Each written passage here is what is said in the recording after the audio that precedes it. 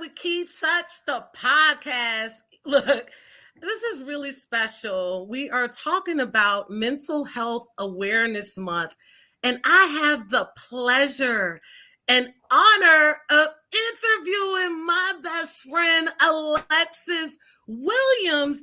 Oh my gosh, we go all the way back to middle school, and she has been a true friend. So when Health Awareness Month came up, I said, I have to have her on because she is an advanced practice registered nurse, psychiatric mental health nurse practitioner. I know that was a mouthful.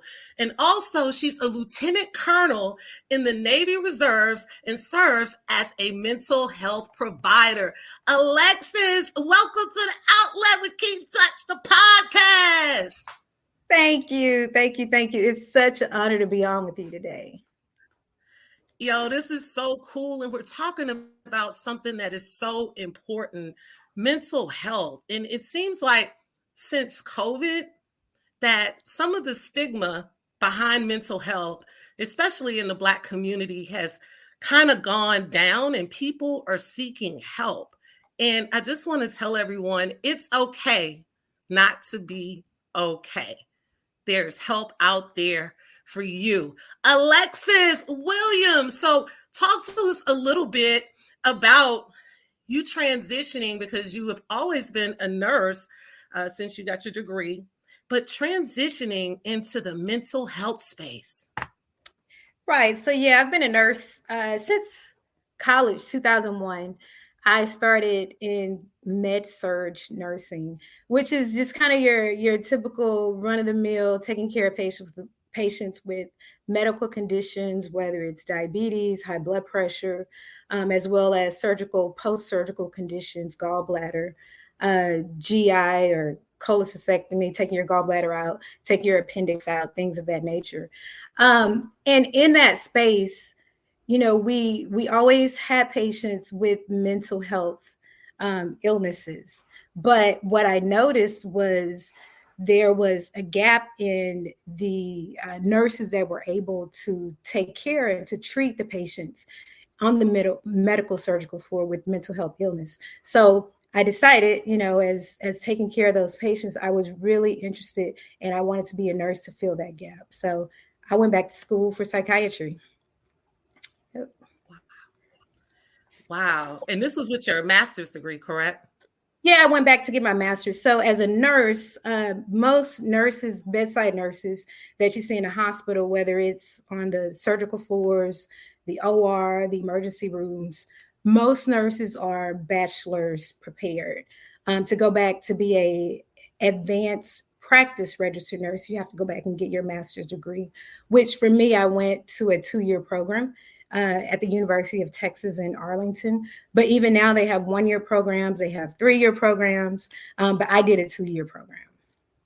Okay. You said I didn't take a shortcut. No shortcut. No shortcut. So what do you think you have to, what kind of personality? Because I know you personally, you're real calm. You're a Gemini, but you're real calm most of the time. And you can work through things and be like, not get anxious. What kind of personality traits does someone have to work in the mental health field? Yeah, I think being compassionate for one. But, you know, I want to pause there. I think nurses, period, should have some level of compassion to be able to provide care. You're seeing people across all backgrounds, all cultures, all different walks of life. And so I think for one, you have to start with compassion. 2, being able to see the person as an entire human being, not just a patient laying on a bed in hospital with stomach pain or with, you know, high blood pressure. You have to take into consideration the mental health needs as well, be it, you know, considering, again, their background, their upbringing, their culture, trauma maybe that they've experienced before that kind of shapes who they are today. Genetics, hereditary, social influences, but seeing the person as a whole. So definitely you have to have some compassion. Well, I noticed that when I go to the doctor, the nurses, they're always pretty funny, and they always are smiling and trying to keep you calm, because that's like a bad time in your life when you're going to the doctor and seeking certain types of treatment. So compassion is the key. If you're thinking about going into the medical field, I should say, just in general, you need to have compassion. Don't just look at a paycheck. You have to have compassion Absolutely. for those people. The paycheck Absolutely. isn't enough, right, Alex? Paycheck is good, but it's not enough. It's not enough, especially in mental health. A lot of nurses I see that have gone back to get their bachelor's degree, um, they find that they end up going back. So let me just pause for a second. So getting my master's, I could have gotten my master's in adult care. I could have got my master's in acute care. I could have got my master's in pediatrics, but I decided to go back and for psychiatry. And I am seeing a big shift of nurse practitioners or nurses wanting to go to psychiatry because the money has been good. However, in psychiatry, it's tough because you do tend to sometimes carry the burden of all your patients. You hear a lot of tough stories. You hear a lot of trauma. You hear a lot of loneliness. You hear about a lot of death. Let's not even talk about when you have a patient that commits suicide. It starts to take a toll on you. So, definitely the money is good, but you want to make sure it's a space that you really want to be in. And then also that you're able to take care of yourself as well, from a mental health standpoint. That makes sense. That makes sense. You Yeah. have to take all these things into consideration. Alexis J. Williams, advanced practice registered nurse, psychiatric mental health nurse practitioner. Woo! Lieutenant Yeah. Colonel, Navy Reserve mental health provider. You have any more titles you want to share with me? That's it. Again, so I know you did Army. I know you did Army. Cool. Yay, I did. I am in the Navy, so I'm actually a lieutenant commander. But you want me to be Army so bad, but I understand. It's fine. The thing is, we had an army before we had a country, Oh, and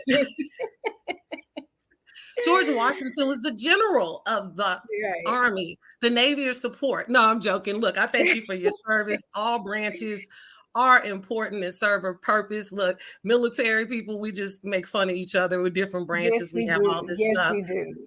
Yes, we do. So that's what's up. That's what's up. Again, this is Mental Health Awareness Month.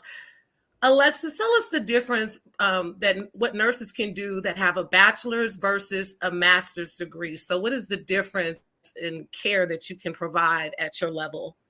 Right. So at the master's level, I am able to assess patients. I can formally diagnose patients. Again, at the master's level, I can diagnose patients. In my field, because I'm in psychiatry, I'm kind of bound to psychiatric or mental health diagnosis. But I also can treat. So I could assess, diagnose, and treat patients across the lifespan. At one point, the psych nurse practitioner could only treat adults. Now I can treat, kids. I could treat as early as 3 years old up to geriatrics. So my youngest patient was 5 years old. Which, it's definitely tough to treat a 5-year-old. You definitely want to be as cautious and conservative and use the least amount of whether it's medications as possible, the lowest dosages. But I have seen kids as early as 5 years old needing to be treated with medications for psychiatric care. Now, as a registered nurse, a bachelor's prepared nurse, registered nurse, those nurses primarily, in a sense, take orders. They carry out the orders or implement the orders that the doctors or the physicians are writing. And so that's the biggest difference. As a master's nurse, we're actually trained to be able to assess what's going on and then diagnose and provide the treatment that the patient needs. Wow. So they're different. They have to be different techniques dealing with an adult versus a child versus geriatric. Right. Part of that is different conditions present differently based on your age. And then also they present different based on sometimes gender as well. And so you definitely want to take those things in considerations. The older you get, um, oftentimes, not always, but oftentimes you have other comorbid conditions that you have to consider as well, because you have to take into consideration what other medications that this individual is taking, because there could always be drug interactions between the medications that you're actually prescribing the patient. So yeah, there's definitely a difference when you're treating adolescents versus adults. You have to take into consideration, I have kids in middle school, patients in middle school, high school. I don't want to give them a medication that they have to leave their class every day to go take, because now that's disruptive to the kids' learning and their education. I also have to take into consideration that some kids, they don't like to take medications because that makes them different from their peers. And so then you start to consider self-esteem coming into effect. Sometimes having to take something can make me different from my peer, which often has a negative impact on the self-esteem of the kids. So you definitely want to take those things into consideration. Wow. Look, again, it's the Outlet with Kei-Touch, the podcast here with my best friend, Alexis Williams. I have to get my notes up to read her titles: advanced practice, registered nurse, psychiatric mental health nurse practitioner, lieutenant commander in Navy Reserves as a mental health provider. So, Alexis, for parents, because I know a lot of parents, they even struggle with diagnosis of autism. Absolutely. What symptoms or things they should pay attention to definitely seek help for their child? Yeah. Just in general, with kids, how they're interacting with their peers, um, even grades, even, how they're interacting with their siblings at home. Yeah, you do expect some kids to just be kids, right? They're just kids. They're just being, a 10-year-old, a 15-year-old boy. But how are they interacting with others? How are they sleeping at night? How do they view uh, food and diet? And are they, you don't want to really talk to a kid about a quote unquote diet, but what type of relationship do they have with food? Do you notice them, maybe picking over, not eating food, going to the bathroom right after they eat? Their clothes, are seeing drastic changes in the way their clothes fit them. Are they being teased at school? Are they coming back home telling their parents kids are saying these things or saying that? Are they eating their lunch at school? Are you sending them to school with the lunch and they're coming back with the same thing, in their lunch kit?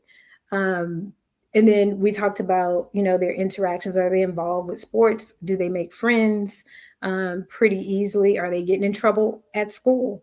There is a difference that I've seen with African American kids versus our, white American kids, Caucasian kids. And sometimes a very common diagnosis, ADD, attention deficit disorder. Sometimes with Black kids, you may hear they're lazy, they're dumb.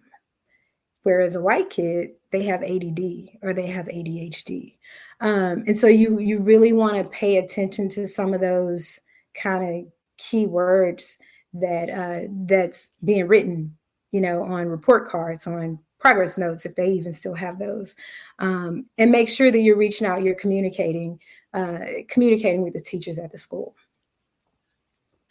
Wow. And the reason I brought that up is because we've seen such a spike with juvenile crime across the country. And I was Mhm. just like, I wonder if there's some underlying issues because it's not just in a particular region, a particular state, particular city, it's just nationwide. And I just believe mental health has a lot to do with it. And I believe COVID had an impact on kids, especially maybe like only children like myself. And then they weren't able to socialize. And I was just curious about that. Oh, Yeah, man. Go ahead. absolutely. Yeah, COVID had a huge impact, I think, on mental health, in a sense that also social media really kind of, I mean, we had social media, right? Well, you and we're a little older. We didn't have social media as they have it today. However, we had social media before COVID, but during COVID, social media really kind of exploded. And social media, I believe, has had a tremendous impact on mental health, whether it's with adolescents and adults as well. Um, as good as social media is, as helpful as it could be, as connected as it can make us to our loved ones and our friends, it can also cause a sense of isolation. It can also cause some depression, some anxiety, some low self-esteem, low self-worth. And as an adult, I would like to think, a lot of us can rationalize and realize that, hey, this is social media. Everybody's not posting, everything. They're posting the good stuff to make life seem great. But as kids, it's hard for them to really draw that line and kind of determine and figure out that, hey, this is social media. Life is not always as good as people post on social media. And so then if that's all you're seeing, life is good. My friends are on vacation. My friends are having new shoes. My friends are all dressed up for prom. My friends are, doing all of these great things and fun things, but you're not doing those things. What do you think that does to a kid's self-esteem, self-worth? And then how does that impact some kids wanting to go out and get it? They're not working, so sometimes they may go steal it. Sometimes they may go, commit other crimes to try to match what they see on social media. I always tell my parents to be involved, be the nosy parent, know what your kid is looking at, know what they're involved in, know who they're talking to, because that alone can help kind of prevent some of the issues that we're seeing right now in the mental health space. Wow, that's good advice. Be that nosy parent. Be like my Yep. parents, well, especially my dad used to go through. I was like, Dad, look, if you go through stuff and you look for something, you're gonna find it. But anyway, Yeah. I mean, be it's that, true, but hey, it's true. but That's you how need to it's know. true. You need to know Yep. how bad it is. um, Absolutely. in your opinion, how have diagnoses with mental health changed over the years? Especially as Yeah, you've seen it, let's say as a professional, just as a nurse in general, since you've you're been a right. nurse for a while. You're right. So, I do think people are more open to seeking mental health treatment. Um, I think there's still a huge stigma that, we need to kind of still address. I think Mental Health Awareness Month is great, but we need to continue to talk about mental health awareness, throughout the year. But I do think that, people are more prone to seek mental health treatment. Um, I I am seeing more African Americans coming in for treatment. I'm still seeing more people willing to report that they have anxiety versus depression. I don't see, there are people that come in and say they have depression, but it's still more common for people to say it's anxiety and or attention deficit disorder. So there's still the stigma there, but hopefully with everything that we're doing with mental health and talking about it more, more celebrities, more stars coming out, expressing, and admitting to their diagnosis or their struggles with mental health disorders. Hopefully people will continue to take heed and seek the mental health treatment that they need. Yes, it seems like since COVID, especially in the Black community, we saw what was it, Miss America commit suicide. I think she was Miss America 2019. We saw some of the troubles that Simone Biles went through. And you're looking at these people like, wow, they have everything. And so if they can admit it, I can too. So shout out to those that aren't afraid to share their experience, to encourage others to seek help. Absolutely. And I don't know if you just saw this. Amanda Seales said that she had autism. She did a interview with Shannon Sharp, and she recently said that she had autism.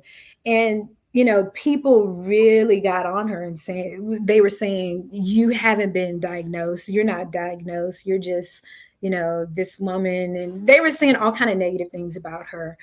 Mental health, you know, and I didn't really nail down if she had an official diagnosis. I think she said it was an official diagnosis because autism is very difficult to diagnose, especially in African-American adult women, which is correct. But, you know, if mental health is tough because what do we do? How are we diagnosing it? Yes, I have a book of diagnosis that has criteria. The criteria says what symptoms you should have. The criteria says how long the symptoms have to last. But it's all subjective. It's subjective information. We observe as well. We take some objective information. But what makes mental health so challenging is knowing that all I have to go off as a practitioner is honestly what you tell me as a patient. That's all I have. I could go off of what your family contributes, if your family is even available and, you know, an active participant in your mental health care. Sometimes I may have letters from the school of another person stating what they've seen, what they've witnessed, versus if you had high blood pressure, you can go to a doctor's office. They could put a cuff on your machine, monitor your blood pressure. So many times say, yep, you have high blood pressure. That's easy. If you break your leg, you can go to an orthopedic doctor. They can slide you in a machine and say, yep, you have a fracture in your fibula. We don't have that luxury in mental health. And so it was very disheartening to see and to hear how people kind of bashed her and just kind of denied everything that she was saying just because it's something that they could not see.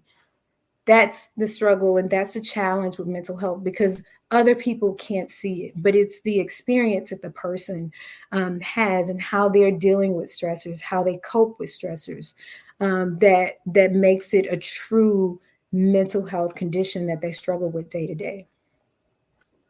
Well, I just want to say shame on them. Yeah, because it's terrible. We're in a space where it's not as taboo. And like I said in the beginning, it's okay not to be okay. And things like that scare people off from treatment again because of the stigma. Because sometimes it does take medicinal intervention to get you on the right path to balance out the chemistry within your body, in your brain. Absolutely. So don't listen to those trolls. Just know it's okay not to be okay. And I mean, who is just going to just say something like that? I mean, in my opinion, people aren't just going to say things that aren't true about themselves that have a negative stigma. She's doing that to bring awareness to her audience. And because so many kids are diagnosed with autism. And I don't know if it wasn't, they weren't just really paying attention as much when we were younger or they didn't have certain tools, but it just seems like now they're being diagnosed young. But the good thing about it, because like I have a little cousin, he's like, I think he'll be 17 this year, but he was diagnosed young. And with all the work his mother did, this boy's in a STEM high school now. He's in the chess club. I mean, he's smart. He just learns different. And now that he's learned to control his emotions and he's so much better. It's like, wow. it's okay to get the treatment, and parents, don't worry about the stigma, because with those titles, and correct me if I'm wrong, Alexis, with children, your different resources are available to your children to get them on the right path. Speak more to that. Right. Well, I know that, there is a such thing as 504 in school. So a 504 plan is a accommodation. Even if you feel like your child has some type of mental health um, disorder, condition, diagnosis, and you don't, let's say you don't want them to have medication or pharmacological treatment, you can still have them formally assessed to where they can have those accommodations at school. I mean, I tell all my parents that when my first appointment, even if you don't want medication, and medication is not always where we start, but even if you don't want medications, have them fill out for accommodations at school, accommodations just to where if they need a little extra time on tests, if they need to go to a quiet room to test, because those distractions can be detrimental to someone having a passing grade versus a failing grade. If they need the instructions for their assignments written down, that can be done as well. And then those accommodations, they can follow them. Sometimes, or a lot of times I'll see adult students, college students, or high school students needing a little extra time because of their diagnosis, a little extra time taking standardized tests. And it becomes more difficult to get those accommodations if you're just starting right before that test versus if you have a kind of a record through school saying, yes, this is what, I've done to help over the last, 10 years, 5 years, 7 years of my life. So going into law school, taking the LSAT, taking the MCAT for medical school, just because you have a diagnosis doesn't mean that you're limited to what you can do. So get those accommodations early on. And that way, when your child is ready for medical school, for law school, they'll have accommodations in place. Wow. Yes. Again, we are talking to Alexis Williams. So excited to have her on for Mental Health Awareness Month. She is an advanced practice registered nurse, psychiatric mental health nurse practitioner, also currently Lieutenant Colonel in the Navy Reserves as a mental health provider. Only the best of the best on the outlet, even if it's my best friend, Alexis Williams. This is really fun. Alexis, is this your first interview? It's my first interview. I have spoken a couple times at my hometown high school. I've spoken, and I've spoken at I did. In that setting, I was going to speak to them about the military, primarily about the military. But I did talk to them a little bit about mental health as well. So. Awesome. First interview. I'm sure it won't be the last. It definitely won't be the last with me. Since you finally said yes, this is great information on a serious tip that you are giving out right now. This is serious. So you were talking about stigmas with certain diagnoses. Can you speak to the importance of being honest with symptoms and how it can impact diagnosis and them not getting the help you're seeking? Right. So, like I said earlier, we only have information that the patient is willing to share. And I do realize that mental health symptoms, conditions, sometimes, I mean, it's, I mean, you know how we are. We don't want nobody in our business, right? We don't want anybody to know, this kind of thing. But if I'm going to help you or any practitioner is going to help you, the only way we can truly help you is to really know what is going on. And that could be, what, for instance, if you're telling me I'm anxious. So then what am I going to do? I'm going to treat you for anxiety, right? But let's say you come to me 3 months down the road and say, well, I haven't really been honest with you. Although I've been anxious, I've been more so angry and irritable. Well, as a practitioner, I'm going to treat that anxious, irritable person different, with a different set of medications versus what I would treat that anxious person with. And if you're not, if you're not giving me that information, and I'm not, as a provider, I'm not just relying on you to give it to me. I'm asking you questions every time I talk to you, different, questions to try to pull that, that information out of you. But the medications we use, they target different receptor sites. And so that is based on, again, the symptoms that you're telling me, that you're experiencing. And so let's just go. Let me give you a real life example. I had a patient, a young man. Again, he was telling me that he was anxious, and so I'm treating him. I'm throwing, not literally throwing everything at him, but I'm treating him, with some of the best medications that I've had the best experience and the best outcomes with. But the needle wasn't really shifting in the direction we wanted it to move in. And one day he told me, I have to tell you, I haven't been honest. Haven't been honest with you. And my wife, my partner, she's telling me that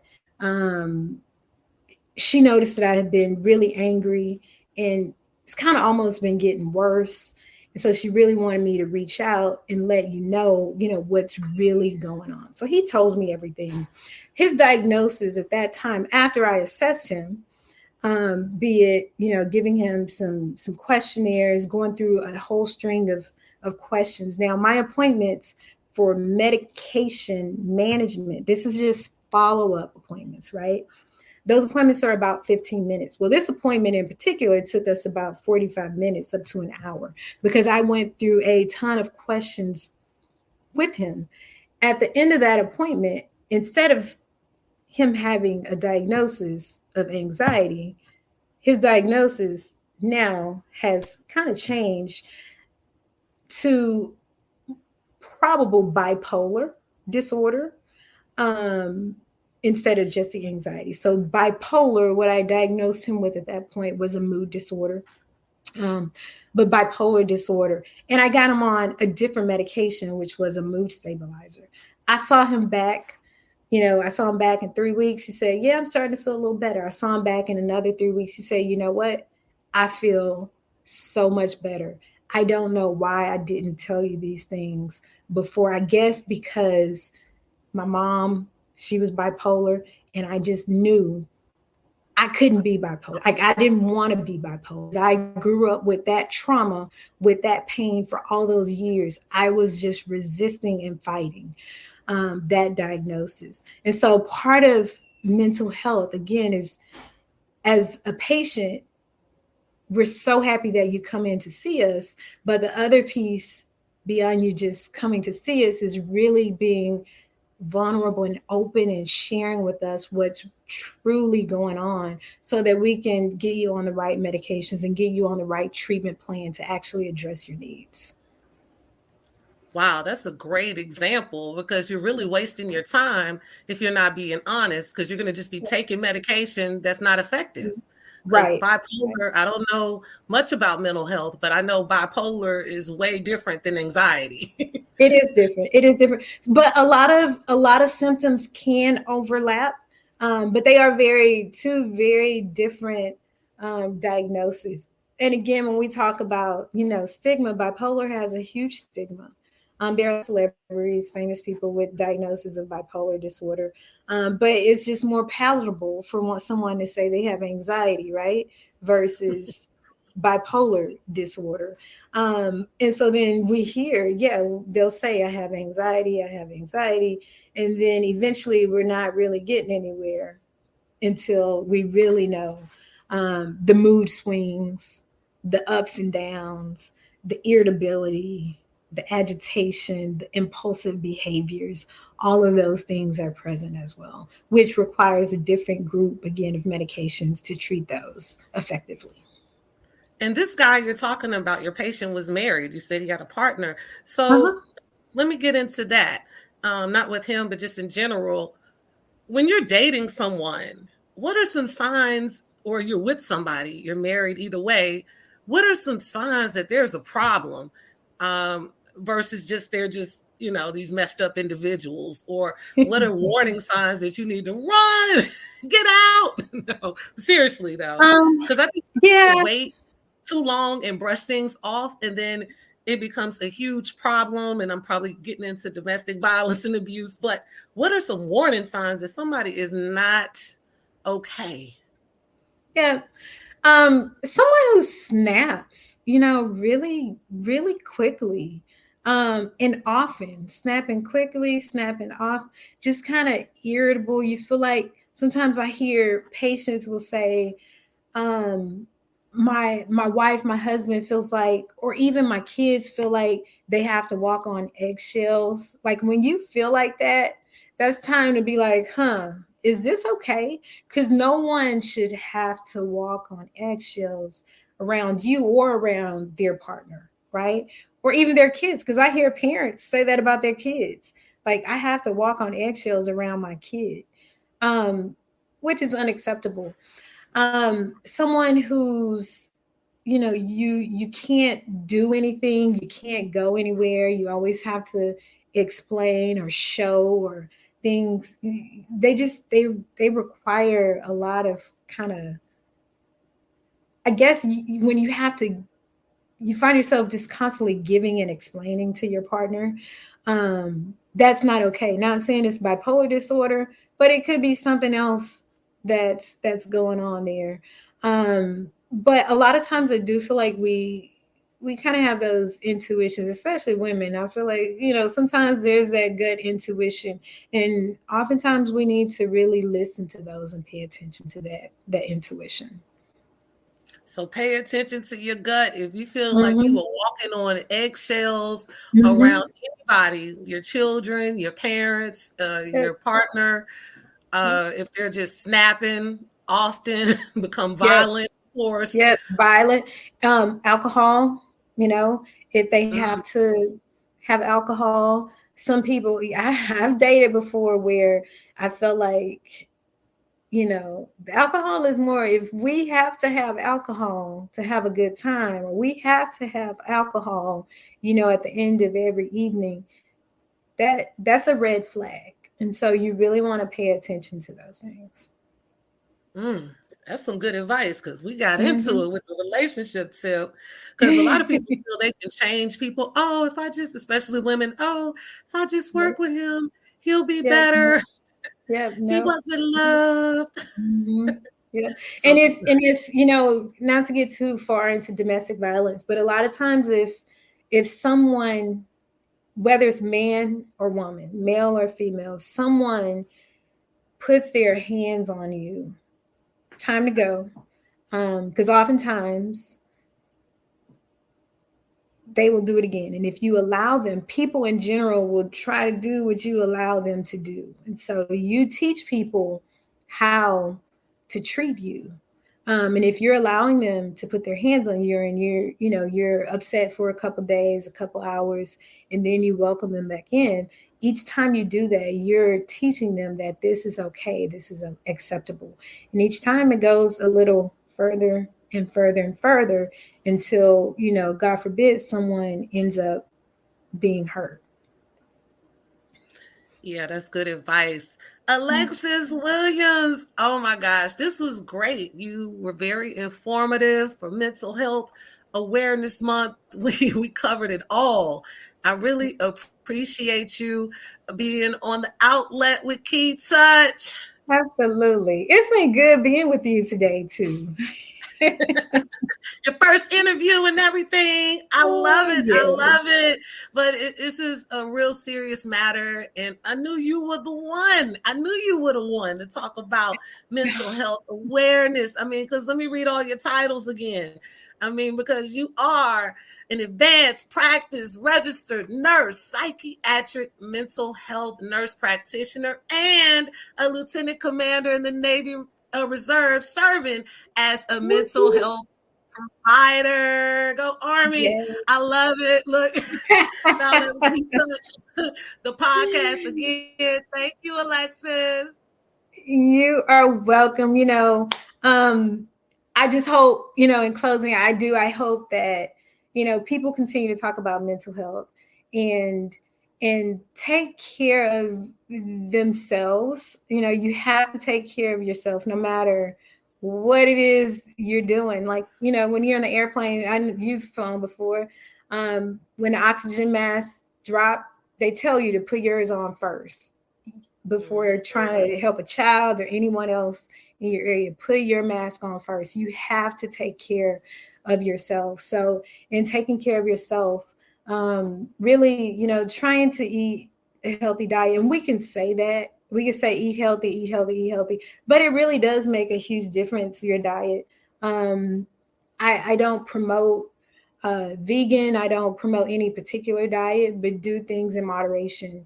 Make sure you are trying to stay away from all greasy or from eating greasy all the time, eating high animal fat all the time, eating a lot of dairy all the time, because there is a strong correlation of food in your digestive system to your mental health. So you really want to make sure you're doing as much as you can to keep that inflammation in your gut down. So it could also decrease the inflammation in your neurological system as well. Sleeping, getting adequate sleep. Because when we don't sleep well, when we're tired, we're short with people, we're angry, we're tired, our production goes down, we don't communicate as well. And so really making sure you get a good regular sleep schedule. Nowadays, people don't sleep 8 hours, but try to get close to that as possible. 7 hours, 7.5 hours. And people will say, oh, I've been doing fine on 4. You think you've been doing fine on 4 hours, but honestly, your body really needs more than 4 hours to sleep. Studies that show people who doesn't get adequate sleep at night, 6, 7, 8 hours of sleep at night, they have higher stress levels. Higher cortisol is the stress hormone. There's research that shows they have a shorter life expectancy. They have higher long-term medical conditions, which include what we all suffer from: blood pressure, high blood pressure, diabetes, weight, obesity issues. So make sure you're really focusing on getting sleep. I always tell my patients, the bed should be for sleep and sexual activity. It shouldn't be for anything else. You shouldn't be laying in the bed on your computer, on your phone, scrolling on social media. Your bed should be for sleep and sexual activity. Other than that, get out the bed. Don't do it in the bed. And then also, find something that you enjoy.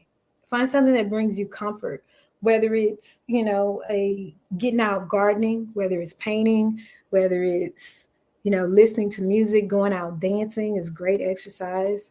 Whether it's having a self-care pack, maybe your favorite candle with a nice book, maybe some fuzzy slippers that you could put your feet in and feel like you're on cloud nine, whatever that self-care pack is. But the whole point is make sure that you take care of you, and you have to take care of you first before you can help anyone else. Wow. You did really good for your first interview. I love it. Thank you. But seriously, that was great information. Taking care of yourself. I had to learn that as well. And you're so right. When you don't get that adequate sleep, your body suffers. And the thing is, like you said, food linking to your mental health as well. We have one body. Everything works together. I mean, whether we understand it or not, but one thing can impact something else. Yep. So absolutely. Just keep that in mind. Keep that in mind. Absolutely. What you eat can impact your mind, or it can impact your hormones. It can impact a whole lot of things. So absolutely. Moderation, and have a balanced diet. Too much of anything is bad. Too much anything is bad. That is true. Yeah. Well, thank you so much, Alexis. This is very, very, very valuable. I love it. Well, thanks for having me on. DJ Kei-Touch. Kei-Touch, I'll let Kei-Touch, the podcast, bringing you all the game changers and innovators, trendsetters and go-getters. Only the best of the best. I attest. Peace.